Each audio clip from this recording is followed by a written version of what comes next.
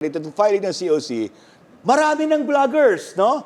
Marami ng influencers. May mga, nakita mo ba yung pares-pares? Diwata Pares. Merong nag-file sa Senado. Yan, yun. Dalawa, tatlo. Yan, May nag-file ng mga party list. Yan, di ba? list, dalawa. At medyo mas marami nag-file sa local. Yun. Mga influencers at saka mga vloggers. Correct. No? Alam natin, dominant ngayon ng social media Yeah, correct. sa ating politika.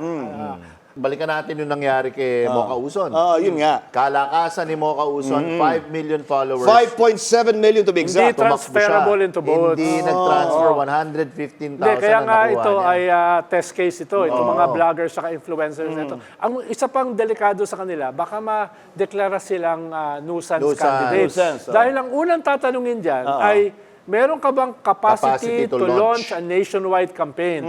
Di ba, usually ang batayan nila dyan, machinery. Correct. Eh syempre, pag ikaw ay vlogger at saka influencer, hindi actual machinery yung meron ka. Correct. Meron ka ay yung mga Eyeballs. mga hits. Yung mga influencer, of course, mataas yung awareness tulad na. Dito nga natin makikita na test case, yung awareness nila. Kung makawalusot man nga sila sa COMELEC, ay meron nga bang boboto? Kasi makikita natin yan kung test case, kung may makalusot dyan, sa tingin ko, maraming susunod. Pero kung mag-fail yan, baka magdalawang isip talaga sila.